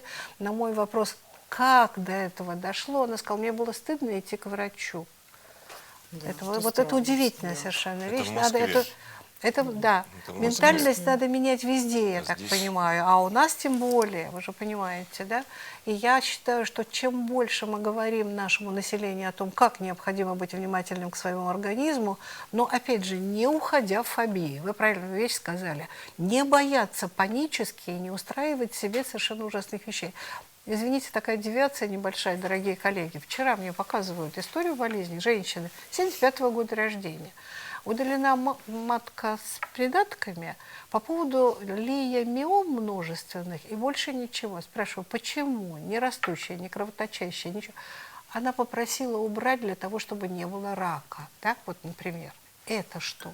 Это какая крайность? Ну, уже теперь ситуация состоялась. Почему оперируют? Почему идут на поводу у вот пациентки? хороший Надо вопрос. в этом разбираться. Но оперировали в Краснодаре, Нет, не ну у не нас. важно, где оперировали. Почему, Ну вот. если есть предрасположенность к перерождению в онкологические, это одна ситуация. Нам тоже приходят с такими просьбами. Я им обычно говорю, это не парикмахерская. Там, так сделайте, так сделайте. Да. Есть ко всем операциям, к любым, да, есть свои показания и свои противопоказания. Очень много, я знаю лично, И поэтому Индивидуальный подход, Да. прежде всего. Как можно примеров, когда очень многие, там, я знаю лично, 10, наверное, пациентов, у которых был рак шейки матки, и они там оперированы, и они потом лечились, и комбинировали методы лечения, и потом беременели, рожали здоровых детей. И Ну, это совершенно такие другая случаи ситуация, есть. конечно. Да. Мы их Спасибо приветствуем. Вот такие случаи мы приветствуем, конечно. Спасибо большое. Ясно. Есть у тебя вопрос? Да, вот вы говорите, такие случаи есть. А при удалении этого органа человек еще не болеет, орган удалил, да, у него такая фобия. Может ли онкология, она выскочить в другом месте? А кто может гарантию дать, что нет? Никто не может дать такой гарантии, поэтому все очень решается индивидуально. Никогда нельзя шарахаться из Но вы же стороны не в можете все сторону. органы выразить, Да. правильно? Да нереально же, правда? Для чего? Ну как, зачем? Есть скрининг То для есть этого. даже при высоком риске этого есть же делать скрининг. нельзя. Ну, Значит, подождите, вот есть же. этот скрининг, о котором мы говорим, что такое скрининг? Вы вычленяете из общей популяции людей с какими-то хроническими заболеваниями, какими-то параноплазиями, предположим, и оттуда берете группу, которая требует максимального внимания со стороны врача. врачей. Что такое скрининг? Вы их выделили, и дальше вы их очень активно обследуете и наблюдаете. Длительный промежуток времени. И они поставлены в известность, что за ними нужно следить. Это просто их ответственность, мера ответственности, чтобы они от врача не уходили потом просто в небытие. И потом, если вы позволите, дополнить. Вот пациент, который наблюдается в онкологической службе, хронологию посещения врача – это тоже очень важный момент. Люди потом, смотришь, пропадают в поле зрения. Не-не-не, в таких случаях мы им названиваем, нет. мы все держим под Я не контролем. про вас. Да. Я про то, что Мы не даем они им с их пропасть. стороны. Вот вроде все прошло, вроде все, но все равно нужен контроль и мониторинг. И поэтому вот я говорю, что с нашей стороны идет обзвон, контроль. А почему вас не видели уже там в такой-то период времени, вот там месяц, еще 2 недели прошло, 3, что-то у вас все с вами нормально, все, где вы, куда вы шли. Это вот, но пациентам тоже надо быть в постоянном контакте с врачами. И понятно, это нагрузка эмоциональная и физическая на врачей, но мы на то и врачи, мы на то и ходим в белых халатах, чтобы помогать людям. Хорошо. Вот часто слышу от людей: не пил, не курил, раком заболел. Почему? Поговорим о причинах онкологических заболеваний. Тоже вот. Значит, еще раз, я уже начала об этом говорить, но запомнить надо всем четко, что единой причины развития рака нет. Мы всегда говорим полиэтиологические причины. Да? Туда входят и генетические, воздействия внешней среды. И это очень долго перечислять можно до бесконечности, но это вот так мы, по сути своей, работаем. Но знаете, я когда прочла одну очень известную работу, Нарт Валерьевич, наверное, знает о существовании, она в 80-х годах еще в Америке была сделана, я всегда говорю, что пугать нас могут давно и много. В 80-е годы была американская работа, когда в семье, с благополучной семье с родителями и 3 детьми была кошка. Проживала кошка, обычная кошка, у которой нашли лейкоз. Долго-долго семья охала, страдала, лечила. Через 2 года вся семья умерла от этой же формы лейкоза. Кошка осталась живой на попечении кого-то. То есть мы вирусную теорию рака тоже никуда не убираем. Это надо запомнить в том числе. Но это не значит, что мы опять с вами шарахаемся из стороны в сторону и опять говорим, что все, теперь это вот невозможно, к этому больному подойти нельзя. Мы-то работаем в этой области. Да, мы подвержены синдрому эмоционального выгорания, но вирусной теологии как таковой, как вот заболел от гриппозного пациента, подхватил инфекцию, такого нет. То есть все в меру. Надо понимать, что мы еще истоков и основных причин развития не очень знаем, но надо быть хотя бы удовлетворенными теми данными, которые у нас сейчас есть.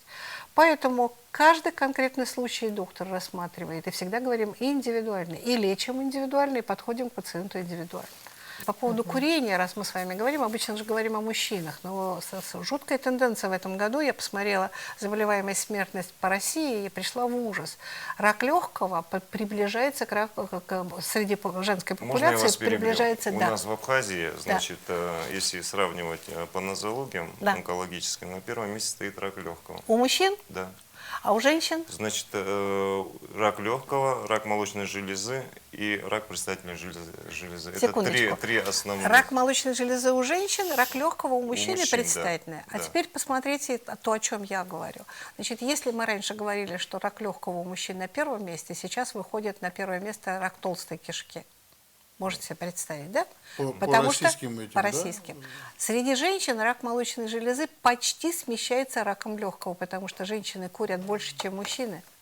У нас практически каждая 2-я женщина курит. И самое страшное, что это онкологи в том числе. Мужчины бросают курить, они боятся этого, а женщины делают вот такие ужасные вещи. Так что тут еще мы вот У в нас ближайшие такая же 10 картина. лет... 66 человек рак легкого, 65 человек рак молочной железы. То есть у нас Параллельно. практически У нас тоже. Вот вам практически тенденция. одинаково, А женщины одинаково. курят, у нас масса, вот я не знаю, вот в Абхазии как это все выглядит, потому что я... Так, все понятно.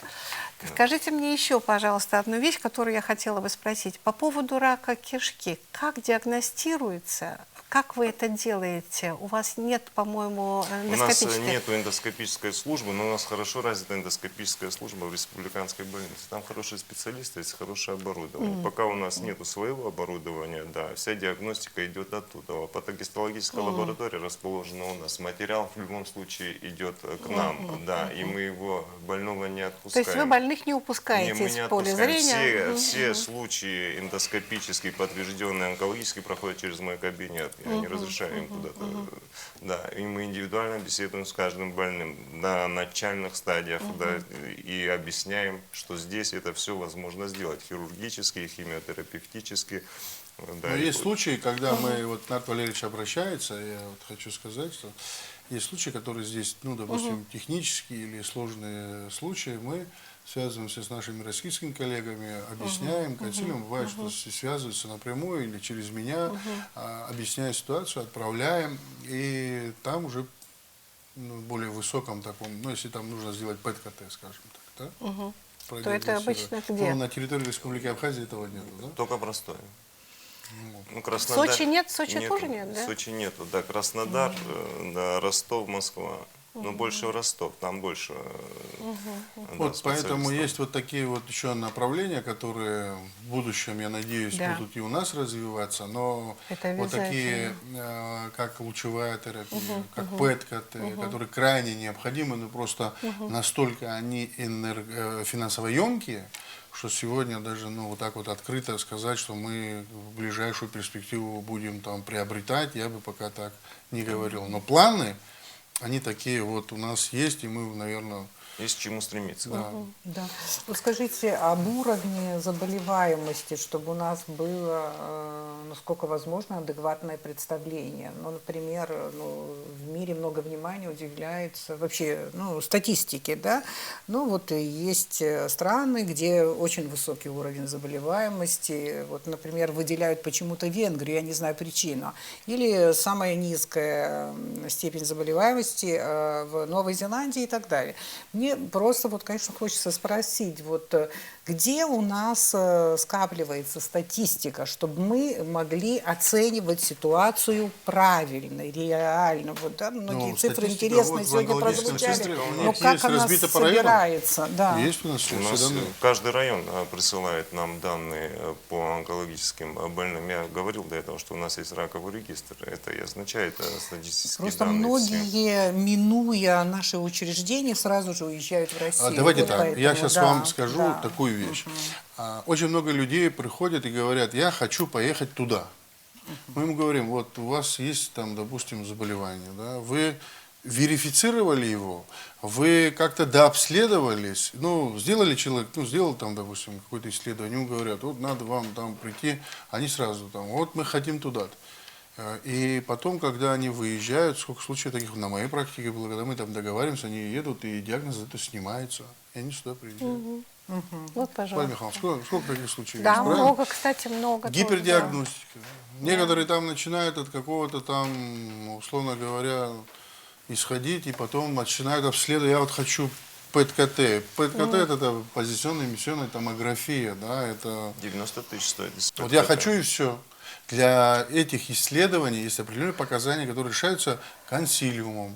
Для того, чтобы прийти на уровень ПЭТ-КТ, надо понять, что вот те методы диагностики, они уже исчерпаны, и потом надо идти глубоко в этот позиционный эмиссионный формат. Но это все надо объяснить человеку. Кто-то сказал кому-то, что надо сделать ПЭТ-КТ. И вот люди там, а это предварительная запись, это финансово емко, 90 тысяч рублей стоит. Есть для этого показания. Но я сейчас как пример просто взял один, там ПЭТ-КТ, там.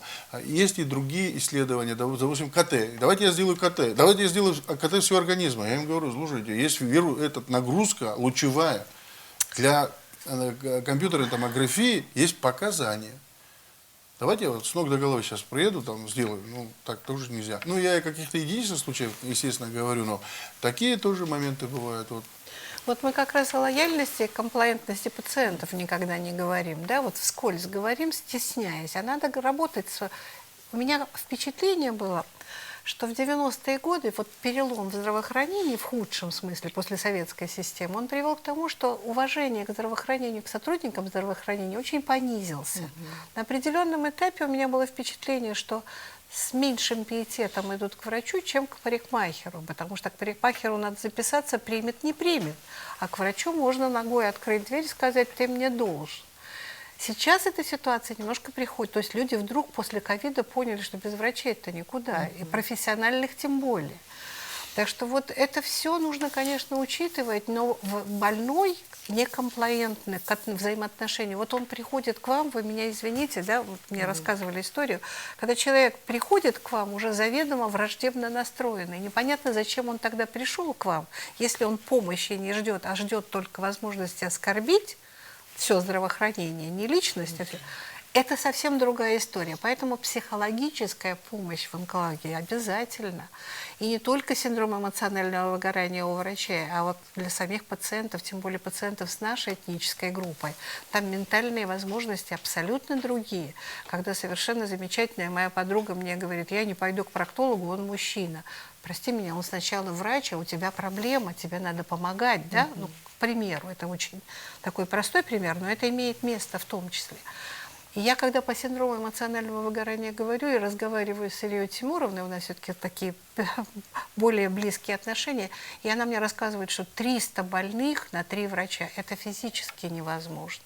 Вот откуда потом у самих хронические заболевания, вот откуда потом начинаются неприятности и возникают злокачественное образование после таких перегрузок, после десятилетий работы в этой области. Так что с пиететом величайшим надо относиться к онкологам вообще, как к людям сложнейшей специальности, и уж тем более работающих в таких сложных условиях и с такой нагрузкой. Поэтому всех призываю быть лояльнее, воспитание на приемах у врачей и, пожалуйста, слышать то, что вам говорят профессионалы. Но потом меня совершенно убивает вот эта история. Они заходят с...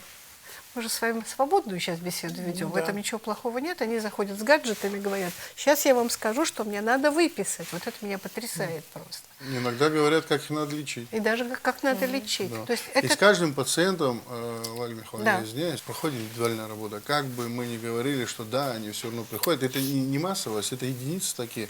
Даже с этими единицами всегда есть контакт, надо его выслушать. Конечно, надо конечно, конечно. понимать, с какой болью он пришел. Некоторые диагнозы, они эмоционально по-другому реагируют. Мы тоже это понимаем. И в Минздрав приходят люди, и некоторые там и требуют, и некоторые ногами топают. Но мы все это понимаем, и с каждым стараемся пригласить, посидеть, объяснить, помочь. Они же приходят в Минздрав для того, чтобы по большому счету им помогли. Да.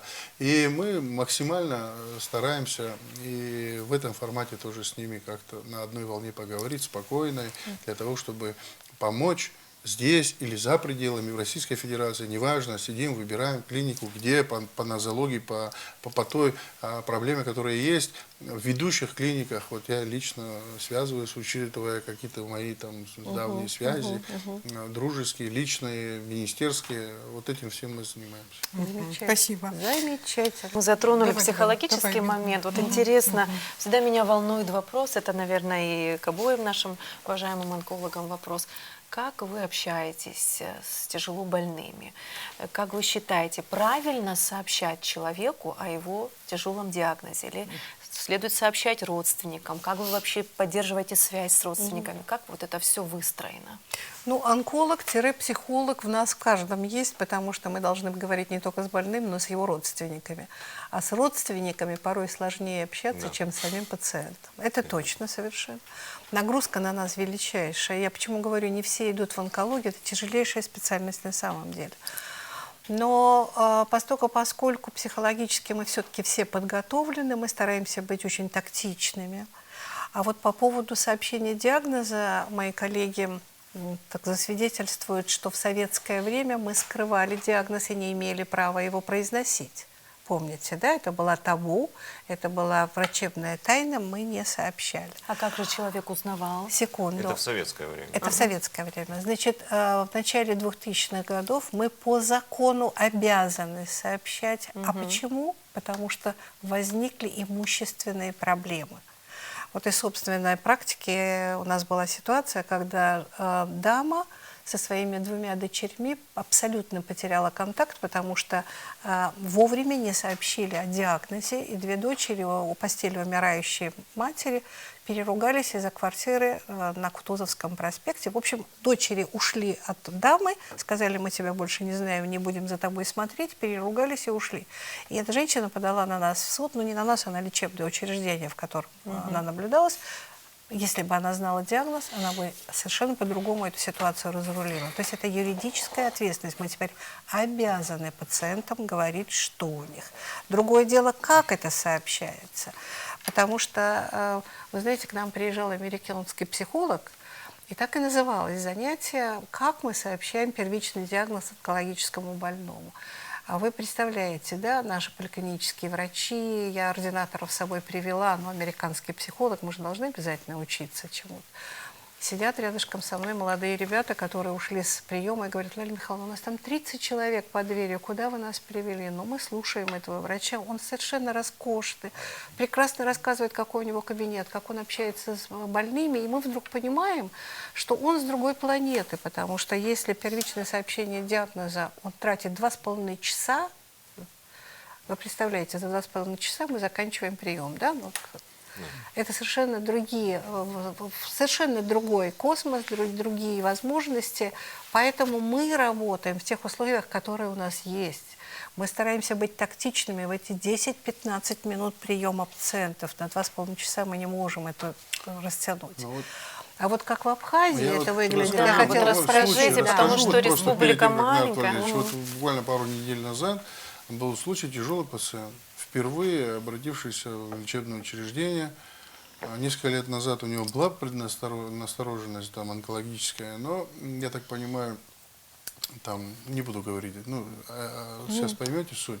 И мне говорят: Эдуард Валерьянович, мы хотим его положить в республиканскую больницу. Я говорю: слушайте, давайте посмотрим, какая там ситуация.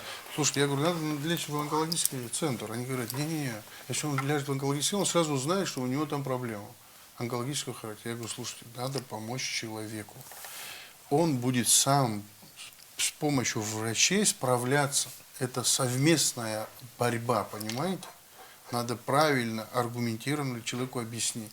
Не каждый человек медик, он не знает там терминологию, он не знает диагноза, он не знает прогноза определенного, да?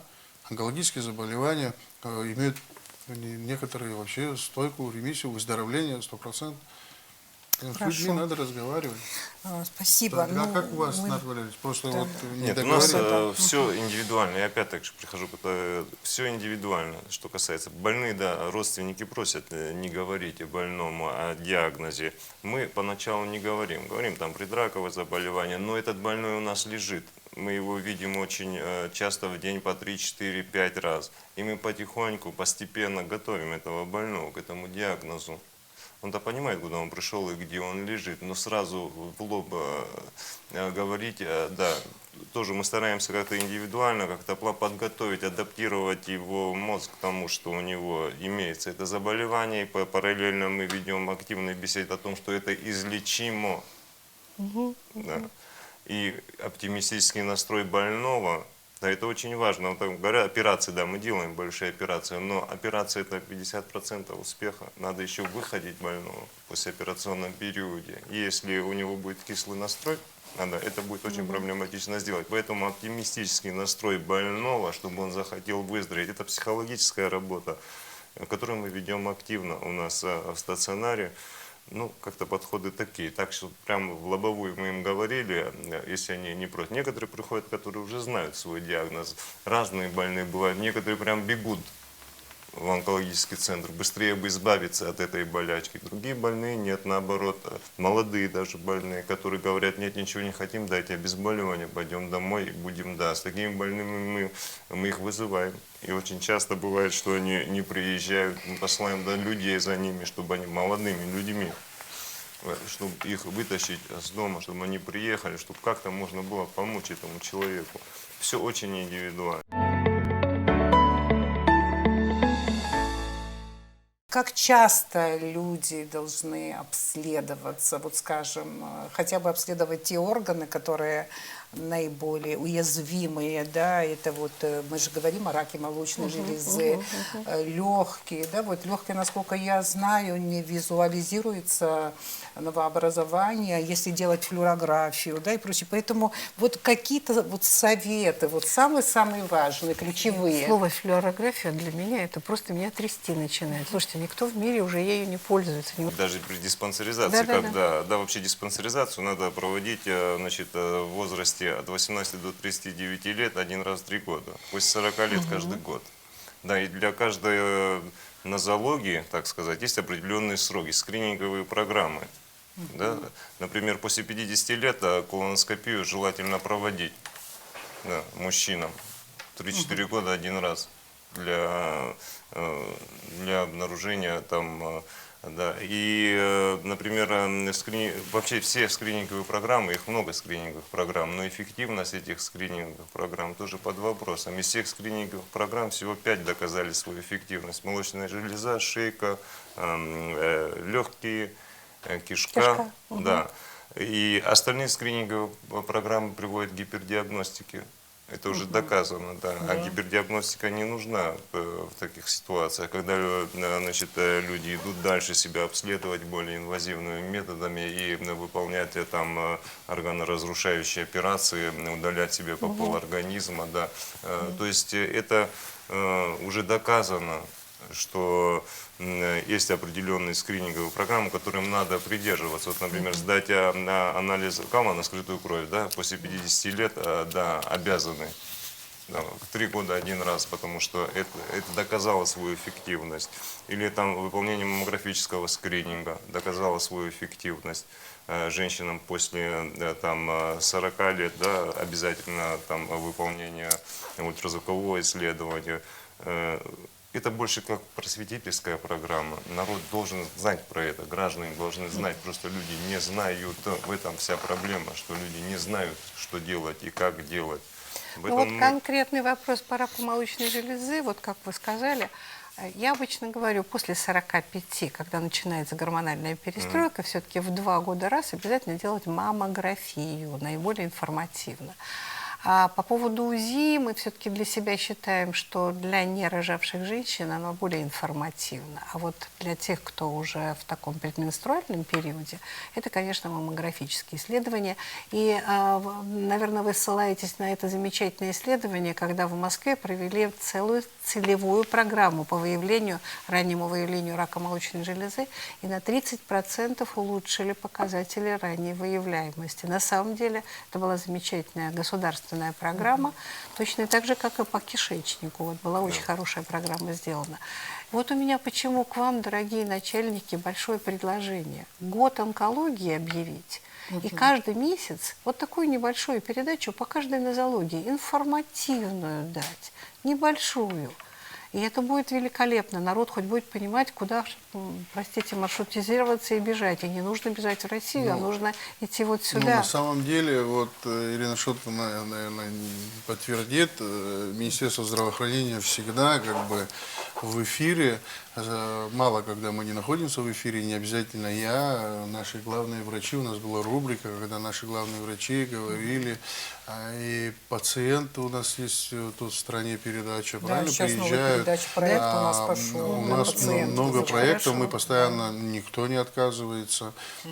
Вот, видите, Нарк Валерьевич, я думаю, теперь будет спокойно ходить. Я ему тут не нужен, да. Он оказался таким оратором, я не ожидала. Очень убедительно говорил, да. Мы активно ведем и социальные сети, и наши коллеги, врачи и лечебные учреждения ведут социальные сети, как базовые такие вот, там, допустим, ну, тот или иной лечебно-профилактическое учреждение, то или иное, оно имеет странички, имеет социальные сети.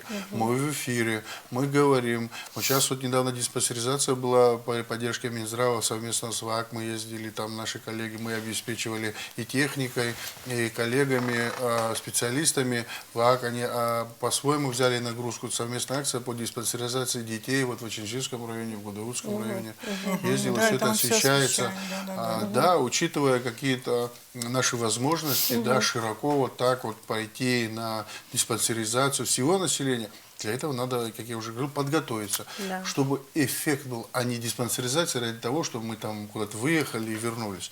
Надо все продумать, надо все просчитать, надо все подготовить, и в этом плане надо уверенно Эдуард двигаться. Валерьянович, мы все понимаем, что это очень затратно, да, вот это массовая же еще только перестраиваемся с диспансеризация, ковида, да. понимаете? Но все равно Нас- конкретное предложение поступило Не, мы от услышали. Лали Мы Михайловны, да, услышали. вот по поводу года онкологии или борьбы с онкологическими заболеваниями, как-то это Да, можно формулировку онконастороженность придумать. назовем, и Да, всё. да, вот так вот делать. И в рамках как раз-таки вот какой-то программы, может быть, вот сегодня так много вы говорили о скрининге, все, по-моему, говорили вот об этом.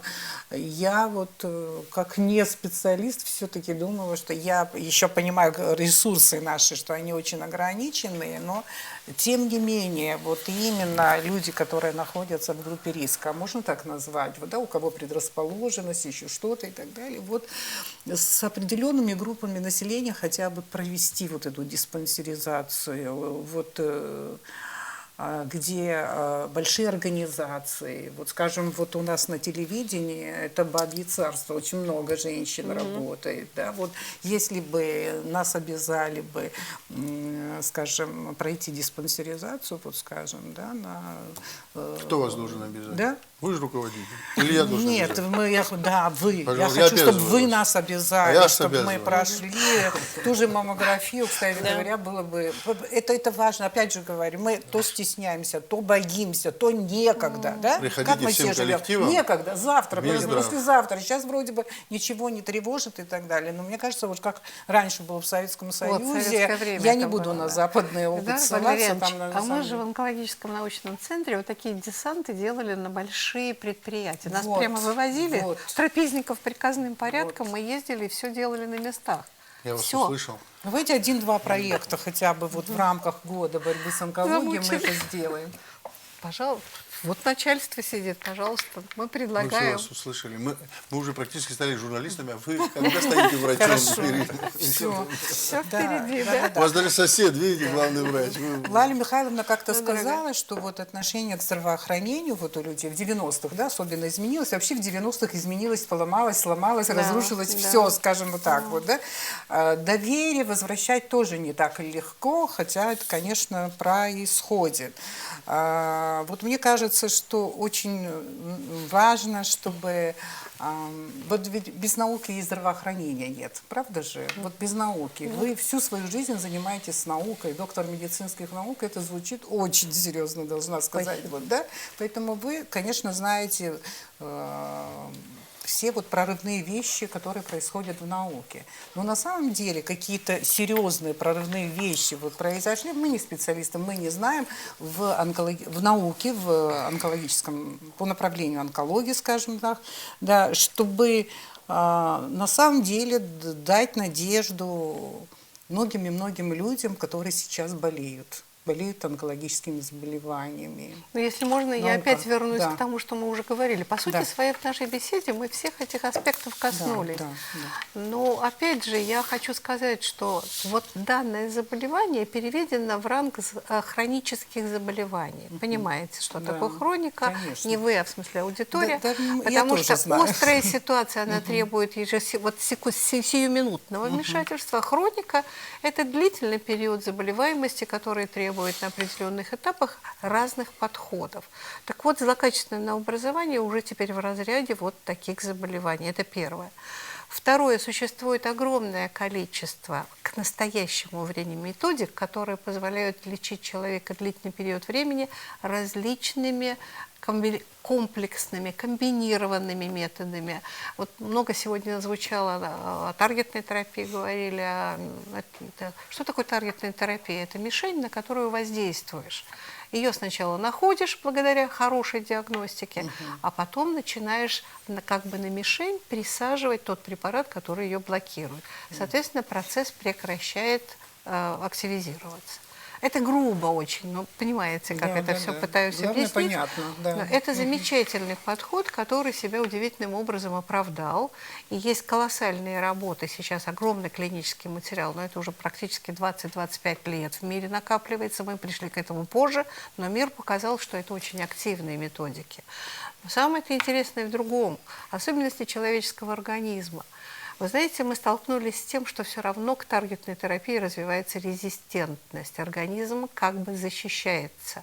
И если, например, на примере рака легкого мы нашли рецептор один, на который посадили прекрасный препарат, и все застабилизировалось, организм буквально в 2 шагах от этого генного модифицированного рецептора дает новый рецептор, это на который у поликлональный нас стоп. уже нет, да, на который у нас уже нет препарата.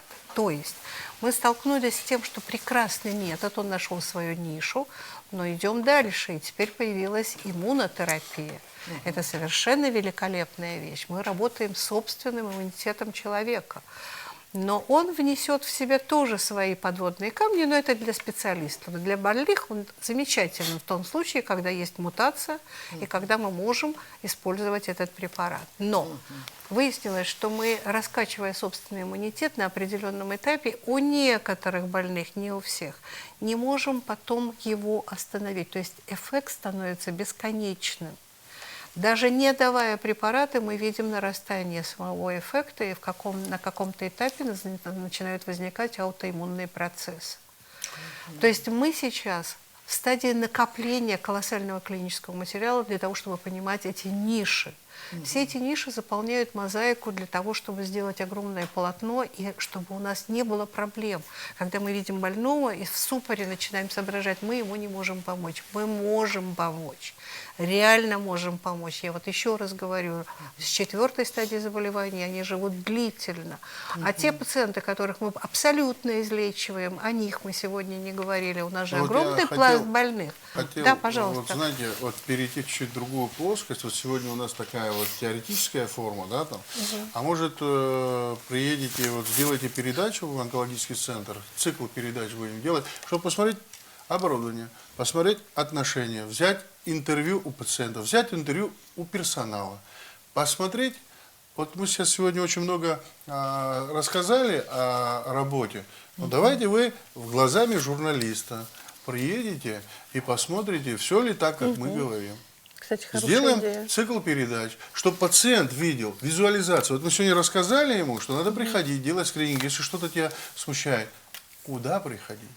Посмотреть, картинку показать, как визуализируется центр, как людей встречают, как лечат, какие условия. Все это важно для нашего пациента, для наших Единственная проблема будет, что онкологические больные не захотят, чтобы их Подождите, не надо так показывать. однозначно говорить. Есть Не, у нас люди, уже которые... были неоднократно. Да, и мы говорят... там мозаичкой Да, Да. Снимали наши там. Главное, чтобы Нарт Валерьевич Он будет, держал нас. будет. Вот это важно. Тогда мы готовы. В Да. таком случае. Это будет вторая как бы часть, уже практическая. Снимите, как оперирует команда под руководством Нарта Валерьевича. Да. в Вы операционной. знаете, я слушала нашего главврача, и если я часто жалуюсь, и многие здесь жалуются на работе, что вот мы приходим утром, ну это вот часть коллектива, на которой основная нагрузка, да, и мы вот к 9 вечера никакие возвращаемся домой, что мы устаем. Я просто, когда услышала вот то, что я сегодня услышала, мне показалось, что я не имею права вообще дальше жаловаться на то, что у меня непростая работа. Ну, на самом правы, деле, вы тяжелейшая работа, тяжелейшая. Еще один такой чисто человеческий момент, пусть он будет линейным. Ладно, я вообще боюсь онкологов. И первый онколог, с кем я познакомилась, это Вова Аргун. Наш Вова Аргун, который, вы знаете, Да, конечно. все замечательные Мы все онкологи. там и так друг друга. далее, да. Ну да, просто какая-то инконсультация много лет назад мне нужна была, и я слышала о нем, была наслышана и обратилась к нему там в Москве. И я ожидала, что сейчас я встречу такого черствого человека, который в жизни столько всего повидал, столько боли человеческой и так далее. И совершенно по-другому его представляю. Я, когда с ним встретилась, пообщалась, я была в ужасе. Боже мой, по сравнению с ним, я, у которой как бы другая профессия, другая жизнь, какая нервная, дерганная и так далее. Какой он мягкий, какой он теплый, какой он комфортный. Это что-то, я, кажется, не туда попала, да, вот так вот. И, в принципе, вот это впечатление первое, которое у меня сложилось, оно получило Очень развитие приятно. сегодня. Сегодня, вот в нашем формате разговора это получило развитие. Ну, завершим. Правда, восхищена тем, что вы делаете. Реально, честно.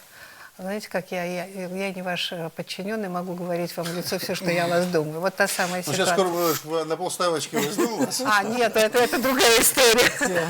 Так что я Шутка. просто... Нет, это замечательно. Спасибо вам большое за ваш труд, на самом деле. Большое спасибо. И я должна вам сказать, просто дополню ту фразу, которую вы сказали относительно занятости. Я когда говорила с медперсоналом, я же внутри все узнала по поводу Нарт Валерьевича в том числе. Слушайте, человек там живет. Он практически не уходит вообще никогда. Это меня потрясает. Он знает каждого больного, который находится в стационаре. Это невероятно. Ну, то есть я тоже самое много, когда делала все, но так, вот так никогда. Про любого пациента в химиотерапии или в хирургии он знает все абсолютно. И делает замечания врачам предметно по каждой ситуации. К чему я все? Дай вам Бог здоровья. Не выгореть эмоционально, что самое главное. И при таком начальстве, я думаю, будет все замечательно. Но вы обещали, год онкологии, объявите, пожалуйста. Мы сказали, что мы подумаем в этом направлении. Ну, хорошо. Не каждый удалось день. Я же не против, но надо же Нет, я понимаю, подготовиться к этому. Не просто Спасибо. Спасибо. Нарт Валерьевич, хотите что-то сказать? Я хочу обратиться ко всем гражданам нашей республики и сказать, чтобы они были онкологически насторожены. Пусть приходят, пусть обследуются. Чем вы больше обследуетесь, да, тем у нас есть больше возможность выявить заболевания на ранних стадиях. Чем мы больше выявим заболевания на ранних стадиях, тем будет эффект лечения лучше. И запомните, что онкология – это не приговор в 21 веке. Это лечится. Даже, вот как говорила Валя Михайловна, даже на 4-й стадии мы увеличиваем продолжительность жизни, улучшаем качество жизни. Надо просто все делать вовремя и вести здоровый образ жизни. Ну, это самое главное, наверное. Ну, и я тогда дополню. Давайте. Значит, я со стороны Министерства здравоохранения хочу сказать, что как уделялось пристальное внимание онкологии, так еще больше будет уделяться. Я уже говорил, что и по оборудованию есть у нас продвижение, и по персоналу, и мы разговариваем с московскими нашими большими друзьями, которые могут приехать также здесь проводить и мастер-классы, и операционные, там, проводить серьезные операции, но для этого нужно оборудование. И не только онкологическую службу мы будем усиливать, я просто к нашим гражданам как бы отчет такой промежуточный даю о том, что мы всем лечебным учреждениям, вне зависимости от подведомственного направления, стараемся уделить максимум внимания, потому что задачи и цели, которые стоят у Министерства здравоохранения, я уже сегодня и на форуме об этом говорил, это увеличение продолжительности жизни и для того, чтобы комфортно нам всем здесь жилось здоровыми. Огромное вам спасибо. Минздрав и мои коллеги всегда готовы помогать людям. Итого. Ясмочка, это все? А у меня такие же впечатления, как у Ирины Шотовны. Такие замечательные гости у нас. И вот при такой сложной профессии сохранить вот такую эмоциональную теплоту, отзывчивость, это дорогого стоит. Спасибо. Спасибо. Спасибо. Мы сейчас еще на работу поедем. Да. На самом деле большое вам спасибо. Отзывов положительных много в последнее время. Вот именно касаемо онкологического центра нашего. Он единственный национальный приятно. онкологический центр. И то, что люди говорят, для нас это очень важно, правда же? Вот не нужна никакая в этом смысле контрольная палата или еще кто-нибудь, который придет и проверит там лекарства, как они назначаются, все ли там правильно используется, то, что выделяет государство и так далее. Вот есть случаи, когда не надо ничего проверять и никого проверять не нужно. Люди, пациенты из этой больницы говорят и говорят, и говорят самое положительное.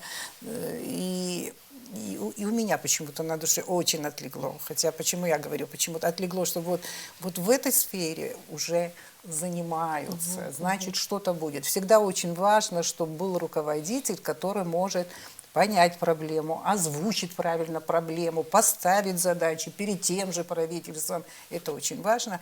И это происходит. Не надо бояться рака.